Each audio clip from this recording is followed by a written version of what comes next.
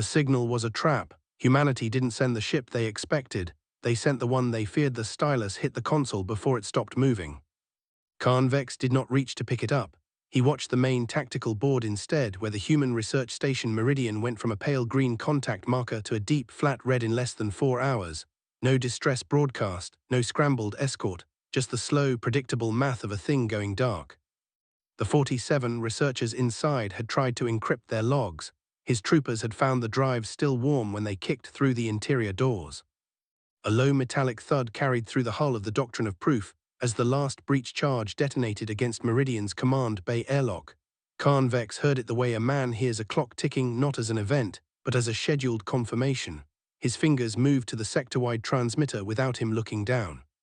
He recorded the message in a single take. Consider this a demonstration of what we take from you when we grow bored. Your rescue attempt will be illuminating. The signal went wide across all deep-band frequencies, across every human monitoring post and border relay inside a 200 light-year arc. Convex stood still for a moment after the transmission ended, then he sat down and opened the scheduling file for the ambush deployment. He did not celebrate. There was nothing to celebrate. A species at humanity's developmental tier warranted a demonstration, not a war. He tapped his obsidian stylus against the edge of the terminal. 4 beats, then 4 more. The math was clean. Stay close. What they don't do next matters more than what they did. 3 days before the Doctrine of Proof dropped out of warp above Meridian, a duty officer on a standard patrol relay at the edge of the Veil corridor had logged what his scanner classified as a signal ghost. Not a ship, not a probe. A contact that appeared on his display for 11 seconds, held no recognizable emission signature, and then stopped being there. He filed it under routine interference and went to get coffee. He did not pick the coffee up again. He stood at the galley window with it in his hand, looking at the corridor display because the ghost had been heading inward, not out. He could not say why that bothered him. He wrote nothing further in the log. The coffee went cold. That was 17 days before Convex issued his transmission. The Zarthak intelligence brief on humanity was 40 years old. It was not old by accident. It was old because humanity had been for 40 years precisely what the brief described. A mid-tier species with a modest fleet disposition, emotionally reactive command structures, and a documented behavioral pattern of immediate, high-cost counterstrikes when civilian populations were taken. The brief was thorough. It had been updated 7 times since first compilation, and each update had confirmed the same core thesis, that humanity's decision cycle collapsed under emotional pressure, that its naval command could not hold silence under provocation, and that 47 civilian lives in enemy hands would trigger a response within 12 days. Convex had reviewed the brief twice on the transit to Meridian. He had found no reason to question it. He pulled up the ambush grid, now 3 full battle fleets, each one positioned at the mouth of the 3 logical hyperspace approach corridors into this sector. His logistic officers had computed every viable route, every fuel-efficient counterstrike vector, every shortcut that a desperate human admiral might calculate under time pressure. The fleets were dark. No active emissions, no targeting locks. Nothing a scan could find until the human ships were already inside the trap, and the weapons came online. The setup had taken 4 days. The wait, he estimated, would take no more than 12. He tapped his stylus. 4 beats, 4 more. His orderly brought a cup of heated nutrient solution and set it at the edge of the console. Convex looked at it, then back at the empty approach corridors on his display. He did not touch the cup. The signal reached Commander Iris Venn at 3:47 hours, station time. She was already awake. She had been awake for most of the last 6 weeks, not from anxiety but from habit, a 56-year-old's quiet insomnia that she had long since stopped treating as a problem. She sat at her terminal in the hollowed-out operations bay inside Asteroid 904 Alpha, where the temperature never changed, and the lighting was kept at 1/3 of standard to preserve thermal invisibility to the passive scans that swept this belt every 8 hours.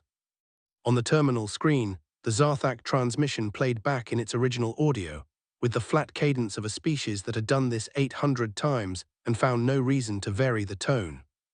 Consider this a demonstration of what we take from you when we grow bored. Venn listened to it once. She did not replay it.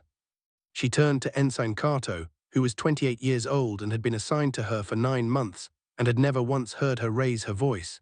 He was watching her face with the careful attention of someone waiting for an instruction. "Pull the Meridian roster," Venn said. "Done," he said. 47, 3 are field medics, One is Dr. Sela Mwangi. She was supposed to rotate home in 2 weeks. Ven nodded once. She wrote nothing down. On her desk next to the terminal was a single printed sheet of paper in a clear sleeve, a custom citation from a trade summit in 2951, issued by Zarthak Border Control to a human engineering delegation. The citation listed 7 line items of inspected equipment, each cleared and stamped. The paper was yellowed at the edges. The ink was still sharp. Ven did not look at it, but she did not move it either. "What's their grid look like?" she asked. Kato pulled up the passive intercept map, 3 dense signal clusters, each one carrying the quiet electromagnetic signature of a powered-down fleet holding position at a jump corridor exit. He highlighted the approach vectors in pale yellow. 3 ambush positions, he said. Standard triangular close, clean math. "Yes," Ven said, "it is." She looked at the passive map for a long moment, then she stood, walked to the small supply niche at the far wall and ran water through the filter for a cup of tea. She filled it. She brought it back to the desk. She set it down and did not drink it. Kato waited. "Begin passive monitoring cycle," Ven said. 12-hour intervals. I want drift patterns, not positions. If their crew rotation schedules change, I want to know the day it shifts." "Yes, Commander." And Kato, she picked up the custom citation in its sleeve and looked at the 7 stamped line items. Her thumb ran across the bottom corner, a small stamp, Zarthak Border Authority, year 2951. "How many days has Meridian been dark?" He checked. "We received the transmission at 3:47. Based on the signal delay, Meridian fell approximately 17 days ago." Ven set the citation back on the desk, exactly where it had been. "Then we have time," she said. Kato did not ask time for what. He understood enough by now to know that she would tell him exactly what he needed to know, when he needed to know it, and not one word before. Day 1 passed. The 3 Zarthak ambush fleets held position at the mouth of each approach corridor, with weapons charged and targeting systems locked on empty space. On the bridge of the Doctrine of Proof, Convex reviewed his calculation one more time and found it unchanged. Humanity would send ships. They always sent ships. The 40-year profile was built on documented behavioral responses across 11 separate provocations, each one confirming the same pattern: emotional decision-making, short decision timelines, and a consistent failure to maintain strategic silence under civilian loss. 47 researchers, 12 days. He was certain. He tapped his stylus against the console. 4 beats, 4 more. The empty corridors glowed on his display, patient and dark and perfectly ready. Something about the display was wrong. He looked at it for a moment, the 3 approach vectors, the 3 fleet positions, the neat geometry of the trap. He could not identify what had made him feel the wrongness. The numbers were correct. The alignment was correct. The silence from the human side was exactly what his brief predicted for the first 72 hours. He dismissed the feeling and went back to the scheduling file. The cup of nutrient solution on the edge of his console had gone cold hours ago. His orderly had brought a second one. He had not noticed. Deep inside asteroid 904 Alpha, the temperature stayed at 6 degrees above zero. Iris Ven drank her tea while it was still hot. She read the passive intercept data Kato had compiled through the night. The Zarthak fleets were locked and ready, 3 massive configurations of firepower aimed at 3 empty corridors. She set her empty cup on the desk and picked up a stylus and made a mark on the printed sheet next to line item 4, integrated firmware diagnostic module, cleared, no anomalies. She circled the stamp date. She put the stylus down. "Begin the count," she said, "day 1. Kato logged it. Neither of them said anything more. Day 8. On the bridge of the Doctrine of Proof, Convex adjusted the ambush grid's arrival parameters for the 3rd time. He had expanded the detection window by 6 hours in each direction to account for minor engine variants in human fleet drives, a known mechanical inconsistency documented in the intelligence brief. The corridors remained empty. The 3 dark fleets held position, weapons charged, crews at readiness. He reviewed the behavioral curve again. It was unchanged. The 12-day prediction carried an 84% confidence band. He was still inside it. His orderly brought the morning nutrient cup and set it at the edge of the console. Convex did not look at it. He picked up his obsidian stylus and tapped it against the terminal. 4 beats, a pause, 4 more. Something in the scan pattern felt wrong, not the readings themselves, which were clean, but the shape of the quiet. In 800 conquered systems, silence before a counterstrike had always been a specific kind of silence, tight, compressed, carrying the electromagnetic signature of ships running dark but moving. This silence had a different texture. It was simply empty. He noted it in his personal log as an atmospheric observation, not a tactical one, and closed the entry. Inside asteroid 904 Alpha, the temperature held at 6 degrees. Iris Venn was reading. Not intercept data. She had a printed copy of the old mission debrief from the 2951 Trade Summit, 43 pages, paper-clipped in the upper left corner, the ink faded on the first page but sharp from page 2 onward. The debrief covered 7 days of diplomatic and commercial exchange between a human engineering consortium and a Zarthak Border Authority Trade Committee. It was classified at the time. It had been quietly declassified 11 years ago, and almost no one had pulled the file since. Venn turned to page 19. The relevant section was 3 paragraphs long. It described, in dry technical language, the standard Zarthak customs inspection procedure applied to all equipment carried by the human delegation, a full electromagnetic sweep followed by firmware handshake verification against the Zarthak prime routing standard. The human engineers had cooperated fully. They had submitted each device, tools, diagnostic modules, a portable environmental sensor array, to the handshake protocol without objection. The Zarthak inspectors had found nothing. Of course they hadn't. The asset embedded in the firmware of Diagnostic Module 4 was not detectable by any scan designed to look for human signatures, because it had been built to look like Zarthak code, not a copy of it, not an imitation. The actual structural grammar of the Zarthak command lattice, reverse-engineered over 9 years prior to the summit from publicly available trade protocol documentation that the Dominion had shared openly with its commercial partners, never imagining anyone would read it that carefully. The asset was called Sentinel. It had no active functions. It did not intercept. It did not transmit. For 73 years it had done one thing. It had learned the shape of the system it lived inside, mapping every fiber optic junction and every command authorization pathway as the Zarthak upgraded their networks across 3 successive generations of hardware, and Sentinel had upgraded with them, invisibly, riding each update as a native process. The Zarthak's greatest pride, their hardwired crystalline command lattice, the network that could not be breached from outside because it had no external access points, had spent 73 years teaching a dormant human asset exactly how it worked. Venn turned back to page 1 and read the customs citation again. Line item 4, integrated firmware diagnostic module, cleared, no anomalies. The Zarthak inspector who had stamped that citation had been thorough. He had run every check his system offered. He had found no anomalies because the anomaly spoke his language better than he did. She paper-clipped the debrief closed and set it on top of the citation sleeve. Day 8, Kato said from his station. I know, Venn said. The cost of 73 years was not something that appeared in any formal budget file. It appeared in a list of decisions, a very long list, held in an operations archive that fewer than 30 living people had read. Venn had memorized the list during her first week in command of Quiet Command, the way a surgeon memorizes an anatomy chart, not because she would look at it while working, but because she needed to know exactly what she was handling. The first decision was from 2959. A Zarthak border patrol had destroyed an unmanned human relay buoy 7 light-years from the 2951 summit location. The buoy's wreckage, if analyzed by a Zarthak forensics team, would have carried trace firmware artifacts with structural similarities to native Zarthak code. The decision, made in 40 minutes by a committee of 4 people whose names were not recorded in any public document, was to file no protest, request no investigation, and replace the buoy with a unit running standard human firmware. The cover story was equipment error. No one in the public sphere knew the real reason. The 4 committee members understood that a border dispute was worth nothing against what they were building. They chose silence.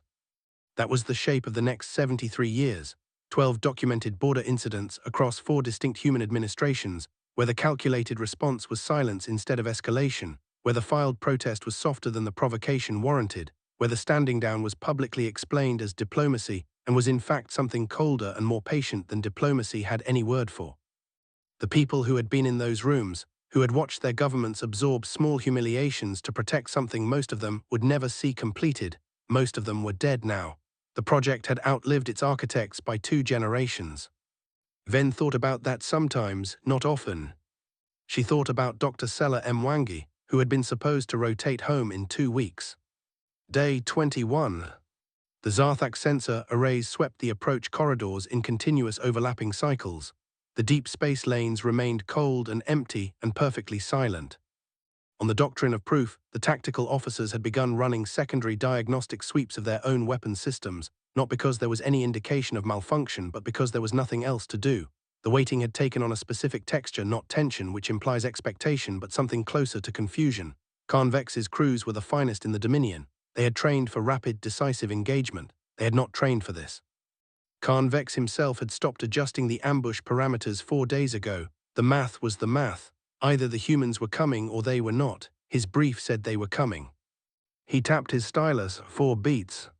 He looked at his personal log entry from day 8, the one about the texture of the silence, and he added a single line, no comparable record in prior operational files. Then he closed it again. Kato pulled up a passive intercept packet at 600 on day 21 and studied it for 12 minutes before he said anything. "Commander," he said, "their crew rotation schedule shifted." Ven set down the debrief. "When?" "Yesterday, the flagship moved to a compressed cycle, 6 hours on, 6 off instead of the standard 8 and 8. The 2 flanking fleets are still running standard, but the flagship's bridge crew is starting to cycle faster." He paused. "That's a fatigue indicator, not a readiness indicator. They're running shorter rotations because people are having trouble staying at stations for a full shift." Ven looked at the passive map. The 3 fleet clusters sat in their same positions, the same dark geometry of weapons aimed at empty space. "How long can they hold that grid before operational degradation becomes structural?" she asked. Kato ran the numbers. At current crew cycle compression, the flagship's command function efficiency drops below mission-critical threshold somewhere between day 60 and day 80. The flanking fleets are more stable, their threshold is around day 90. "Day 73, Ven said. Kato looked up. "We're not waiting for degradation," she said. "We're waiting for the window where the boredom is real and the reaction time is slow, not broken, just slow." She picked up the printed debrief. "Day 73 is the window." Kato wrote it down. He did not ask how she had chosen the number. He had learned enough to know that some numbers in this room were chosen, and some numbers in this room were simply found, already there, built into the architecture of something 73 years old. "Day 73, he said and logged it. On the doctrine of proof, Khan Vex reviewed the intelligence brief one more time. He was not looking for errors. He was looking for the thing he had missed, the factor his calculations had not weighted correctly, because the humans had not come, and his calculations said they should have, and Khan Vex had not survived 300 years of unblemished conquest by pretending his calculations were infallible. He read the brief from the beginning: demographics, fleet doctrine, emotional response modeling, historical precedent across 11 prior provocations. He found nothing wrong with it. The data was clean and consistent and built on solid observational records. He set it down. The data was 40 years old. He sat with that fact for a moment, turning it over in the precise, unhurried way he had turned over bad tactical positions for 3 centuries. 40 years was not old by Zarthak standards. The Dominion revised its foundational intelligence profiles on a 50-year cycle because species did not change meaningfully in shorter spans. Humanity was 40 years into that cycle. The next profile update was a decade away. He had no mechanism within standard doctrine to request an early revision. He opened his log and wrote, 40-year profile cycle may be insufficient for high rate of change species. Recommend review. He flagged it for the Dominion Intelligence Directorate. He did not connect it to anything currently happening. He connected it to future operational planning. He tapped his stylus, 4 beats, 4 more. The corridors were still empty. The brief was still correct. He was certain. Day 38. Ven walked the length of the operations bay, 12 steps from the terminal wall to the supply niche, 12 back, and did this 4 times before she sat down. It was not exercise. It was the thing her body did when she was holding very still inside. Kato had pulled that morning's passive intercept. The Zarthak communication drills had become fully predictable, the same sequence, the same timing, the same handshake protocol running on the same 14-hour cycle. The crews were not just bored. They had started cutting corners in their own procedures, running abbreviated versions of the drills because the full version had been run, identical and fruitless, dozens of times. This was the thing that 73 years of silence had built, piece by piece, decision by decision, small humiliation by small humiliation. A Zarthak fleet that had stopped believing anything was coming, operating on autopilot inside a trap that it had set for someone else.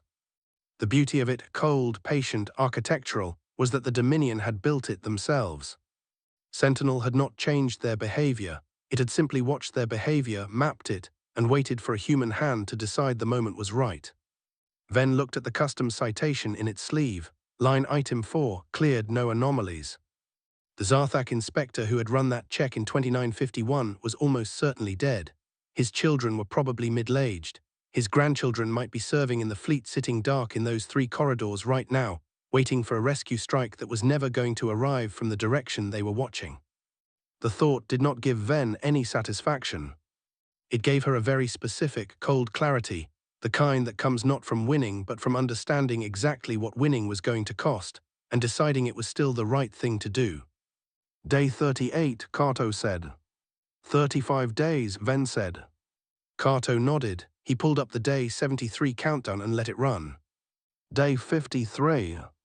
Kato had not slept more than 5 hours in 3 days, and he was not complaining about it.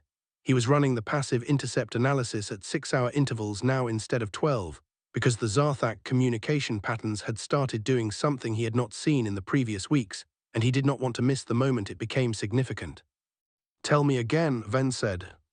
The flanking fleets, Kato said. They've synchronized their drill cycles to the flagship's compressed schedule. They shouldn't have done that. Standard doctrine keeps the flanking formations on independent timing for redundancy. If the flagship loses command function, the flanks stay operational. They just gave that up. Ven looked at the passive map. 3 clusters, 3 positions, same dark geometry. They did it to feel less alone, she said. Kato thought about that. Yes, he said, I think so.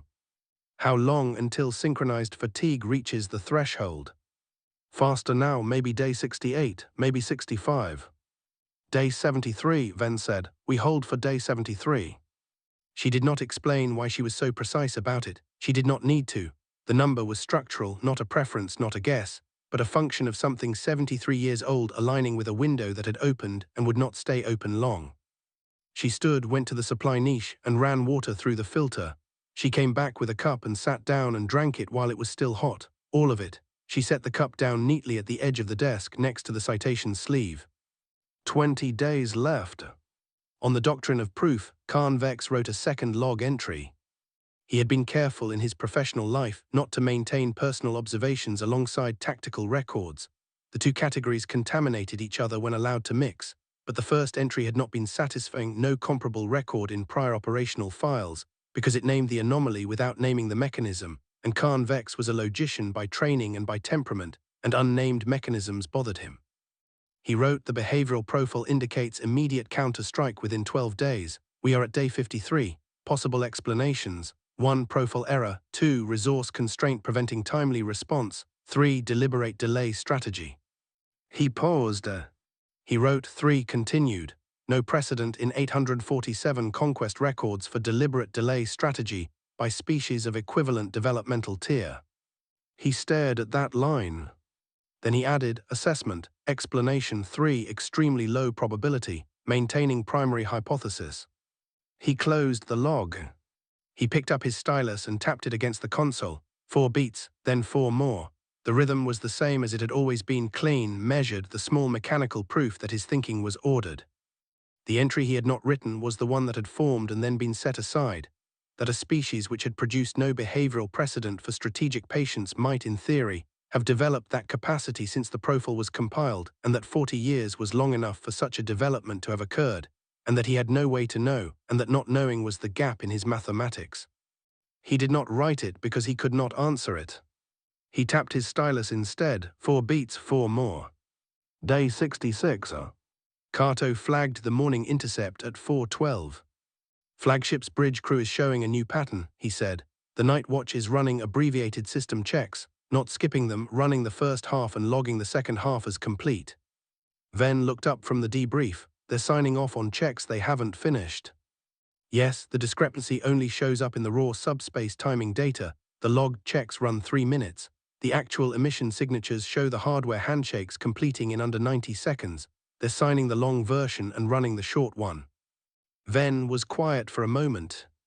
That's not fatigue, she said. That's the beginning of institutional drift. Once a crew starts signing off on checks they haven't run, the next step is not running the checks at all. 7 days until day 73, Kato said.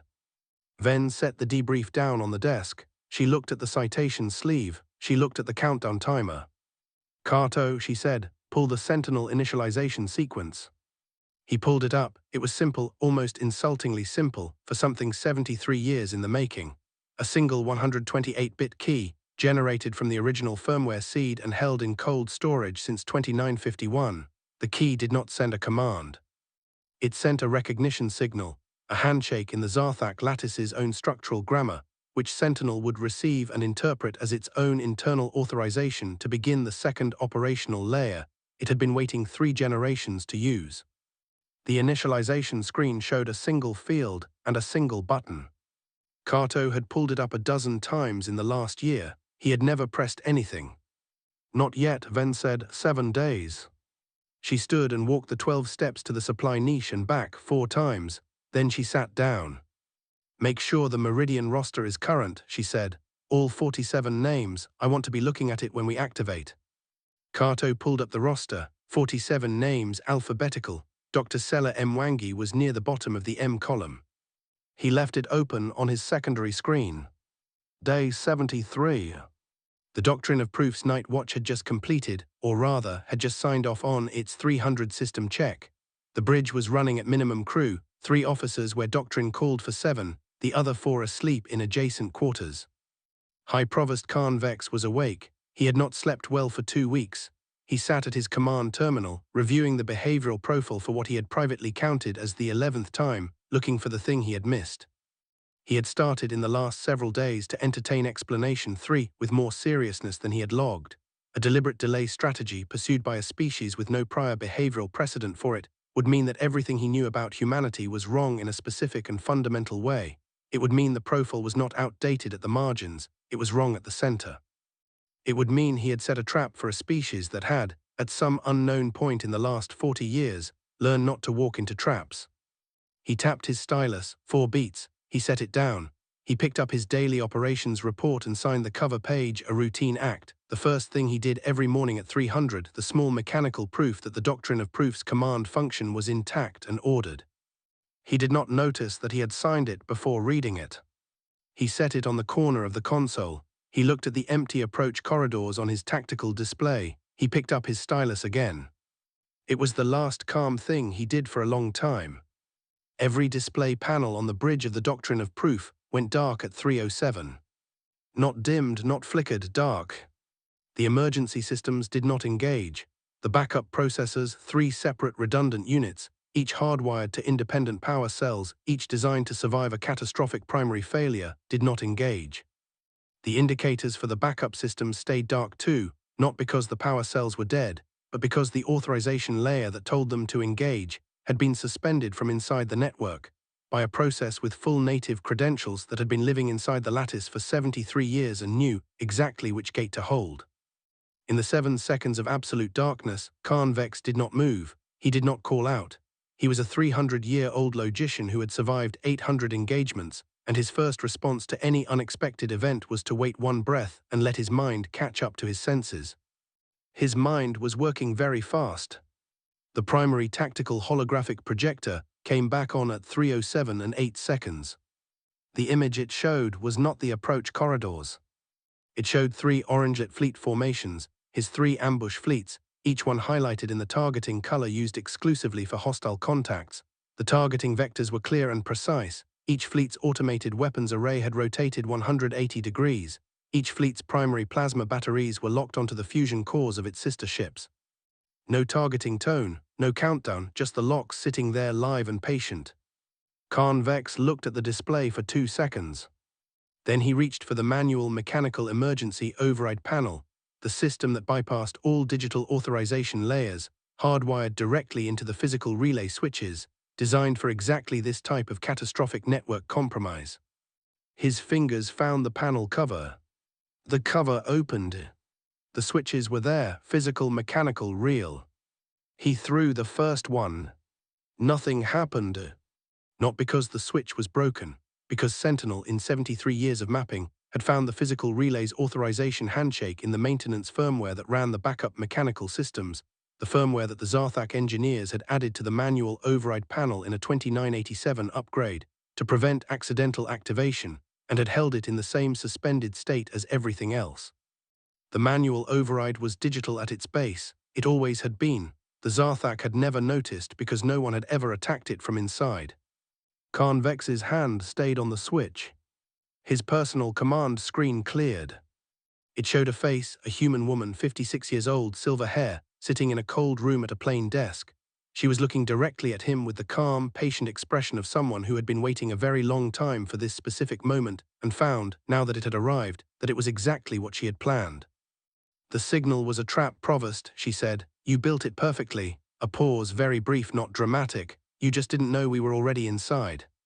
Khan Vex looked at her face. He looked at the 3 orange fleet formations on the tactical display. He looked at the open manual override panel with the switch still thrown and the system still dark.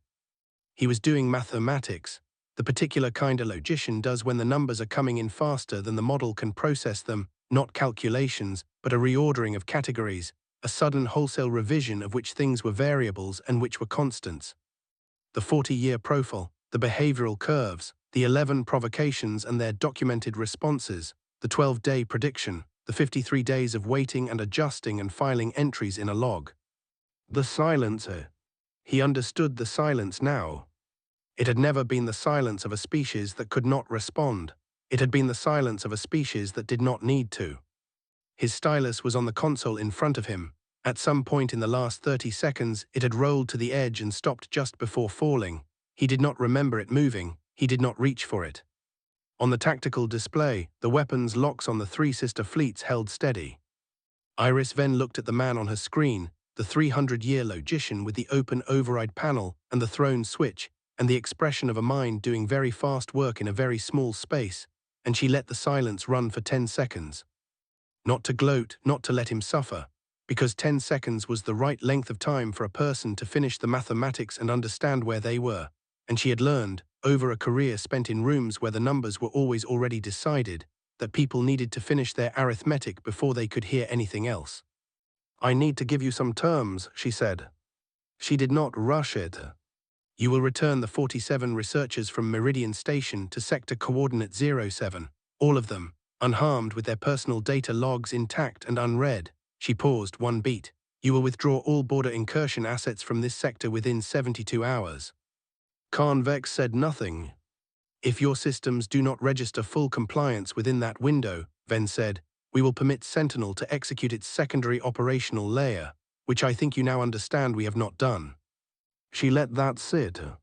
The secondary layer, she had not described it. She did not need to. A 300-year logician who had just watched his manual override fail inside a dead network did not need to be told what a secondary layer might mean. His imagination, working from the evidence currently visible on his own tactical display, would construct something more complete and more terrible than anything she could say aloud.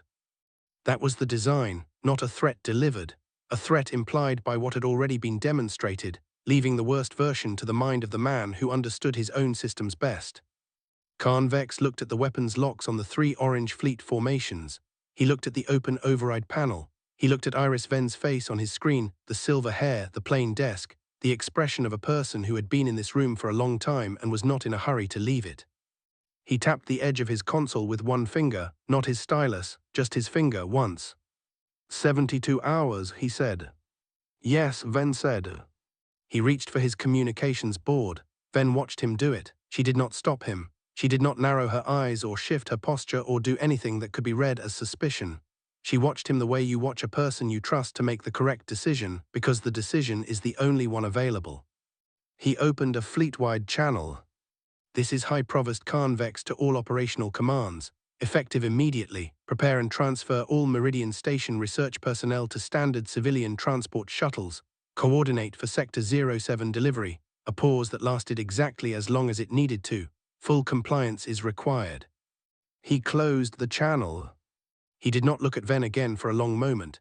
He looked at the tactical display, at the 3 orange formations and the live weapons locks, at the architecture of what had been done to him, not in the last 8 seconds, but in the last 73 years, by people who were mostly dead before he had ever heard the name of the system he commanded. "How long?" he said. Ven looked at him. "Have you had access," he said, "to our networks?" "Since 2951, she said. The stylus rolled the last half-inch off the edge of the console and hit the deck. Neither of them looked at it. The countdown Kato was watching did not show hours. It showed names, 47 of them, the same roster he had pulled up on day one and left open on his secondary screen. He had developed a habit in the days since of glancing at it when he needed to remember what the count was for, not the mathematics, not the operational timeline, but the reason behind it. Dr. Sela Mwangi near the bottom of the M column, still there, still waiting. At 61 hours, the passive sensors picked up 3 transport signatures crossing the sector boundary line at coordinate 07. Kato read the emission signatures twice. "Civilian-rated shuttles," he said. "Zarthak standard, no weapons signature, life support active." He ran the passenger manifest handshake, 47 contacts. Ven was standing at the supply niche. She had a cup of water, not tea, just water, and she held it without drinking it and looked at the transit signatures on the display. "Confirm unharmed," she said. "Confirmation request sent." A pause. "Acknowledged from the Meridian medical team aboard, all 47. Dr. Mwangi is listed as the medical liaison on the transfer." Ven set the cup down on the niche ledge. She did not pick it up again. "Run the detachment sequence," she said. Kato's hands moved to the initialization panel, the same screen he had pulled up a dozen times in the last year, without pressing anything. He entered the second half of the 128-bit key, the detachment authorization that Sentinel was designed to receive as its own native sign-off. The sequence ran for 4 seconds. Then the passive intercept data from the Zarthak networks changed, the suspended authorization states released, the backup power systems on the Doctrine of Proof came online, the weapons locks on the 3 fleet formations cleared, one by one, returning the targeting arrays to neutral. The manual override panel on the flagship bridge would be functional again. The abbreviated system checks the night crew had been running would be logged against the full versions again, a discrepancy no one would be able to explain in the forensic review that would certainly follow. Sentinel detached itself from the lattice the way it had lived inside it, without a trace, without corruption, without a single flag in any monitoring system that would tell a Zarthak network engineer where to look. The door closed behind it and left no mark. "Detachment confirmed," Kato said. "Network access terminated, no residual signature." Ven looked at the passive map. The 3 fleet clusters were still in their positions, dark and armed and now fully under Zarthak control again. They would stay there for a while, probably. The logic of the ambush grid had not changed. What had changed was the fact that a 300-year-old logician now knew with absolute certainty that the corridors he was watching were not the corridors that mattered. She picked up the customs citation in its sleeve. 7-line items, Zarthak Border Authority stamp, year 2951. She held it for a moment. Then she put it in the top drawer of the desk and closed it. "Note the time," she said. 61 hours, 14 minutes, Kato said. "And the count." Kato looked at the roster, 47 all present. Ven nodded once. She did not smile. She sat down at her terminal and began the operational shutdown sequence for the Asteroid Ops Bay, the slow process of powering down the monitoring arrays, clearing the intercept logs, returning the temperature systems to standard, the work of ending something that had been running in one form or another for 73 years. No, longer than that. The work of ending something that had been running since 4 unnamed committee members in a room she would never see had decided that a border boy was worth less than what they were building. She thought about them for a moment. Then she did what she always did with that thought. She noted it and set it down and moved on to the next task, because the work was not finished just because the hardest part was done. The Strategic Intelligence Revision reached the Zarthak Dominion's Command Directorate within 1 standard day. It was not a long document. The Directorate's senior analyst had spent most of the writing time on the classification header and spent very little time on the body, because the body was simple. 3 sentences, written in the dry, precise grammar of official Dominion record. Previously assessed, manageable, sentimental, behaviorally predictable, Tier 4 developmental status. Revised assessment, prepared, ultra-patient, architecturally sophisticated adversary. Deep Space Naval Doctrine as currently deployed is obsolete. Immediate structural revision required. The document did not mention 73 years. It did not mention Sentinel. It did not mention a customs inspection from 2951, or a firmware diagnostic module, or a single human woman sitting in a cold room inside a dark asteroid. Those details were in the classified annex, which carried a distribution list of 11 names. What the document said, in the flat language of institutional acknowledgement, was that the Zarthak Dominion had been wrong about humanity in a way that was total and structural, and that the error had been present for at least 40 years, and that no one in the Directorate's current leadership had caught it. It went into the permanent record. 20 years later, in the deep archives of the Zarthak homeworld, a junior archivist named Thuros found the file while cross-referencing a border incident database. She was 23 years old. She had grown up in a dominion that had not conducted a new conquest in 19 years, not because it lacked the capacity, but because the Directorate had, quietly and without public announcement, entered an extended strategic review period that had somehow never concluded. Thuros had been told in her training that this was a normal feature of mature empires. She had accepted that. She was less certain about it now. She pulled the full operational file on the Meridian incident and read it from the beginning. She read the contempt broadcast. She read the ambush deployment. She read the 73-day countdown and the passive intercept logs and the day the network had gone dark. And she read High Provost Carnvex's personal log entries, the ones he had made to himself in the growing silence, the ones where he had almost named Explanation 3, and then filed it away. She read the intelligence revision. She read the classified annex. At the very bottom of the primary tactical log from the day the screens went dark, below the system failure reports, below the fleet commander notifications, below the detachment confirmation sequence, she found a single handwritten entry in the old provost's own script, not in the official record format, a personal note appended to a tactical file, the kind of thing that should have been removed in the archival process and had simply been missed. She read it twice. He believed the signal was a trap. It was, but not the one he set. Thuros sat with that for a long moment. She thought about the 19 years of strategic review that had never concluded. She thought about the 11 names on the annex distribution list, and the 4 unnamed committee members who had met in a room 73 years before the Meridian incident, and the 7 items on a customs citation that a Zarthak inspector had cleared with full confidence and stamped with the authority of an 8-millennium empire.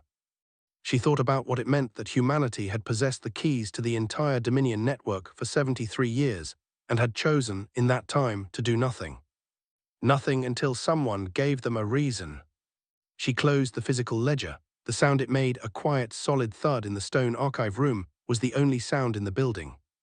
She did not file it. She put it back on the shelf, exactly where she had found it, with the spine facing out and the title visible.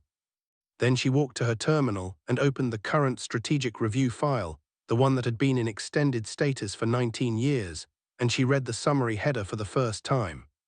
It said, pending final assessment of human behavioral parameters. She stared at that line for a long time. She did not update the status. She turned off her terminal, put on her coat, and left the archive. The corridor outside was long and stone-floored, and her footsteps were very loud in it. She did not look back. Outside, the sky above the Zarthak homeworld was the color it always was, deep amber, fading toward the horizon. No ships visible, no fleet traffic in the upper atmosphere. The border lanes had been quiet for 19 years. They had been quiet.